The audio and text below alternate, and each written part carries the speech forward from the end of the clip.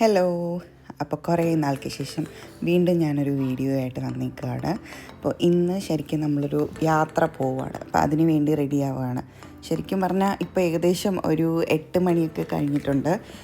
നമ്മൾ ഇന്നലെ രാത്രി ഒരു മണിക്ക് പോകാമെന്ന് പ്ലാൻ ചെയ്തതാണ്. പക്ഷേ എല്ലാം കഴിഞ്ഞ് ഇറങ്ങിയപ്പോഴത്തേക്കും ഒത്തിരി ലേറ്റായിപ്പോയി. പിന്നെ എന്നാൽ ഒന്ന് കിടന്നിട്ട് ഡ്രൈവ് ചെയ്യാം, ഇല്ലെങ്കിൽ പിന്നെ ഒരുപാട് ടയേർഡായി പോയാലോ എന്ന് കരുതി ഇച്ചിരി നേരമൊക്കെ കിടന്നുറങ്ങിയതിന് ശേഷം എണീറ്റിട്ട് ഇതാ റെഡി ആയിക്കൊണ്ടിരിക്കുകയാണ്.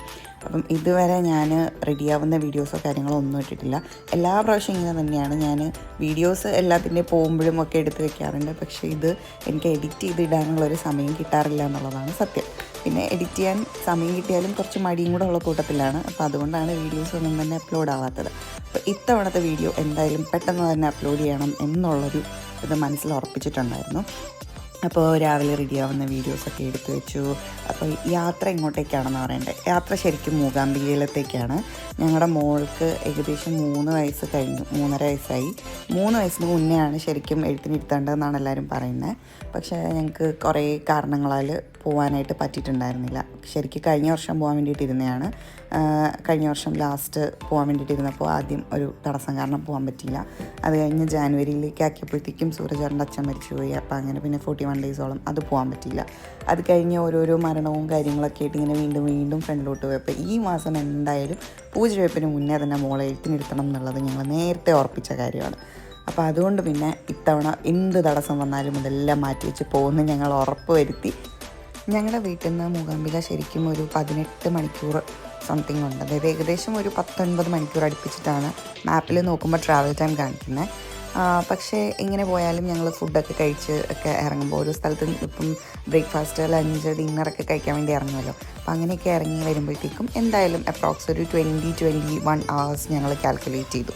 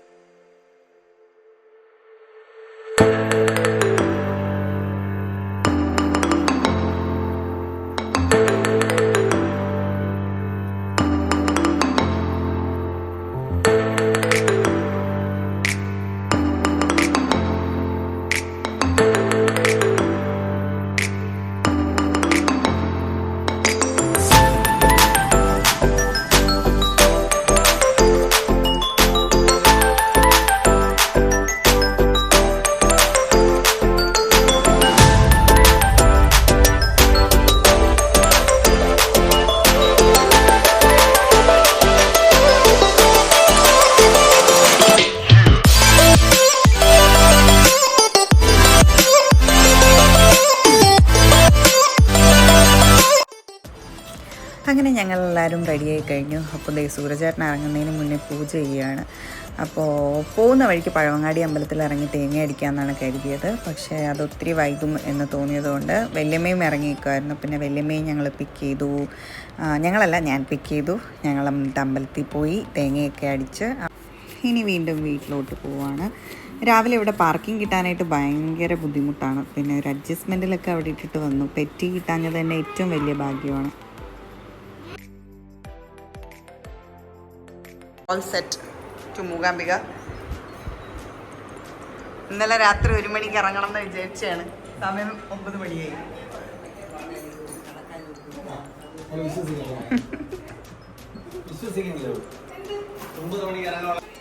ഒരു മണി അല്ല 9 മണി സൂരജേട്ടൻ പറഞ്ഞ ഇറങ്ങാമെന്ന്. പക്ഷെ നീ എത്താത്തത് കൊണ്ട് പിന്നെ പറഞ്ഞ് നടക്കൂല. ഓ ഇനി അങ്ങനെ പറ. ഇന്നലെ തൊട്ട് നിന്റെ തലയിൽ വെച്ചോണ്ടിരിക്കുകയാണ്.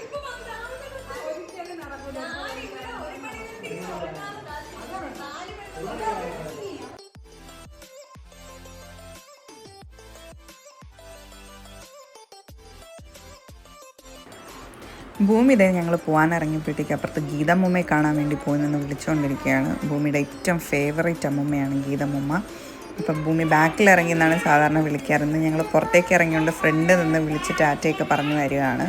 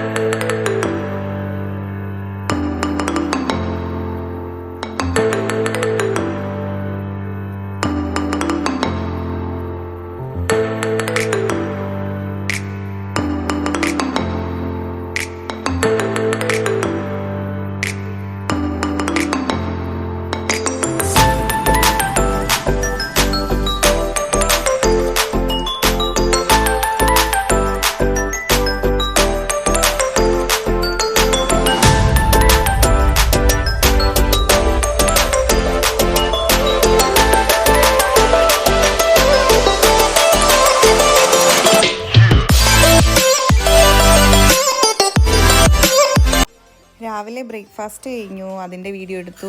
ലഞ്ച് കഴിച്ചു, അതെടുക്കാൻ പറ്റിയില്ല. അതെല്ലാം കഴിഞ്ഞ് രാത്രി ഞാനാ ഡ്രൈവ് ചെയ്തുകൊണ്ടിരുന്നത്. അപ്പോൾ എനിക്ക് ഭയങ്കര ക്ഷീണം തോന്നി. ഒരു ഹോർലിക്സ് കുടിക്കാമെന്ന് പറഞ്ഞിട്ട് ഈ ഷോപ്പിൽ ഇറങ്ങിയതാണ് കേട്ടോ. ഇറങ്ങിക്കഴിഞ്ഞപ്പോഴത്തേക്കും അവിടുത്തെ കുറേ വെറൈറ്റീസൊക്കെ കണ്ടപ്പോഴത്തേക്കും അതൊക്കെ ഒന്ന് ട്രൈ ചെയ്യണം തോന്നി. അതിൽ മെയിൻലി പാൽക്കപ്പ അമ്മയും കുറേ പ്രാവശ്യം പറയുന്നുണ്ടായിരുന്നു ട്രൈ ചെയ്ത് നോക്കാമെന്ന്. പിന്നെ ഞങ്ങൾ വെജ് ആയതുകൊണ്ട് തന്നെ വേറെ നോൺ വെജ് ഒന്നും സൈഡായിട്ട് എടുത്തില്ല, ഫുള്ളും വെജായിരുന്നു. അങ്ങനെ പിന്നെ പാൽക്കപ്പയും ഹോർലിക്സും ബാക്കിയുള്ള ഒരു ചായയൊക്കെ കുടിച്ച് ഞങ്ങൾ അവിടെ നിന്ന് ഇറങ്ങി. ഭയങ്കര നല്ല ഹോട്ടലായിരുന്നു കേട്ടോ. നിങ്ങൾ ആരെങ്കിലും ഇതുവഴി ട്രാവൽ ചെയ്യുന്നുണ്ടെങ്കിൽ നിങ്ങൾക്ക് ഉറപ്പായിട്ടും ട്രൈ ചെയ്യാവുന്നൊരു സ്പോട്ടാണ്. ഫുഡും ഭയങ്കര നല്ലതായിരുന്നു, അവരുടെ ഡീലിങ്ങും നല്ല നീറ്റും ആയിരുന്നു ഹോട്ടൽ. ഹോട്ടലിൻ്റെ പേര് മലബാർ വൈറ്റ് ഹൗസ് എന്നാണേ.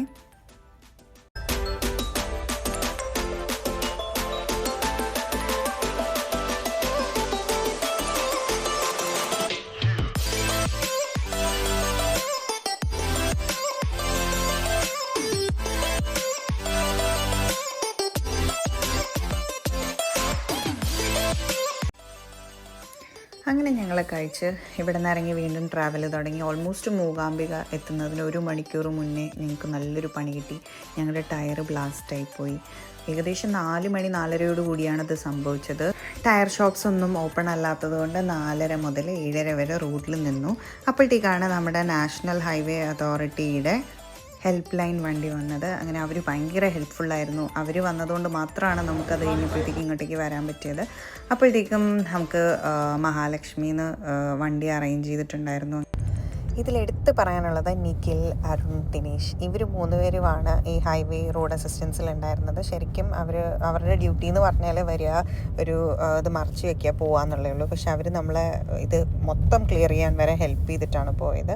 അപ്പം thank you so much.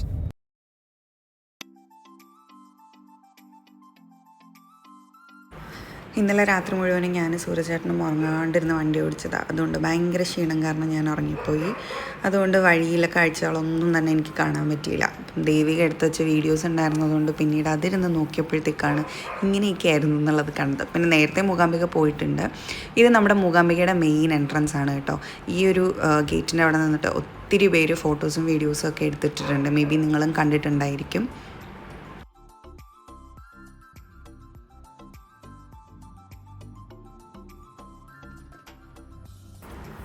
നമ്മളതേ Mookambika ക്ഷേത്രത്തിൻ്റെ തൊട്ടടുത്ത് എത്തിയിട്ടുണ്ട്.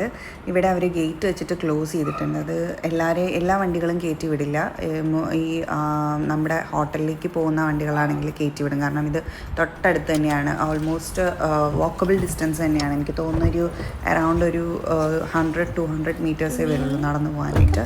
അപ്പോൾ ഇവിടെ എത്തിയപ്പോഴത്തേക്ക് പാവം ഭൂമിക്കുട്ടിക്ക് സുഖം ഉറക്കമായിരുന്നു. ഭൂമിക്കുട്ടീനെ വിളിച്ചുണർത്തി. പിന്നെ പാവം കേട്ടോ, അവൾക്ക് അങ്ങനെ പിണക്കങ്ങളോ പരാതികളോ ഒന്നുമില്ല. എപ്പോൾ ഉറക്കത്തുനിന്ന് വിളിച്ചുണർത്തി കഴിഞ്ഞാലും ലൈവായിട്ട് എണീറ്റ് വന്നോളും. ചില കുട്ടികളൊക്കെ ഭയങ്കര കരച്ചിലായിരിക്കില്ലേ, അവൾക്ക് അങ്ങനത്തെ പ്രശ്നമൊന്നുമില്ല. അതുകൊണ്ട് ഞങ്ങളും ഹാപ്പി ആയിരുന്നു.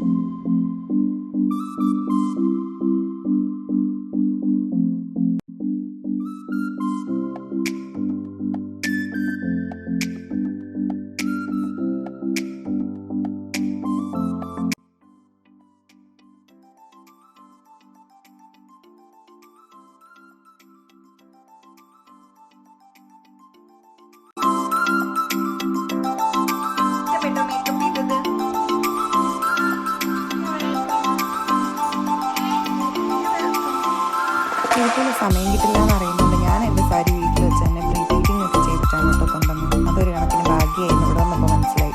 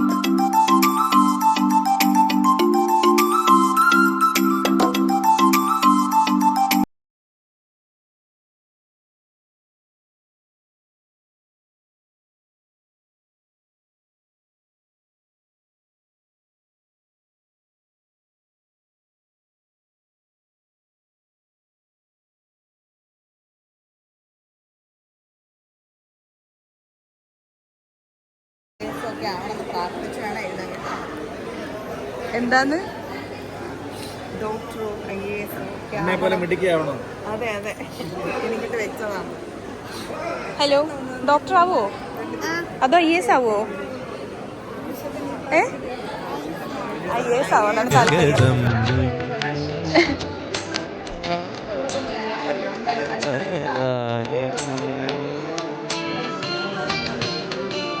എന്താ അഭിപ്രായം പറഞ്ഞല്ലോ.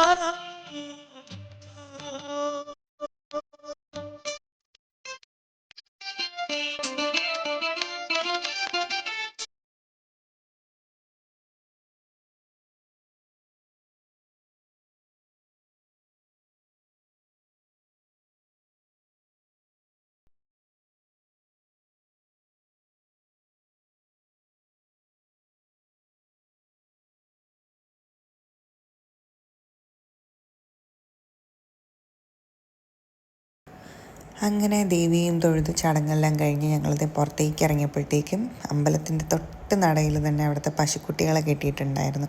അപ്പോൾ എല്ലാവരും വന്ന് തൊട്ട് പോകുന്നതൊക്കെ കണ്ടപ്പോഴത്തേക്കും ഇവർക്കും തൊടണം എന്നൊരാഗ്രഹം. പക്ഷെ അതും ഭയങ്കര പാവം കേട്ടോ, കൂടെ നിൽക്കുന്നുണ്ട് തടവാൻ വേണ്ടിയിട്ട്.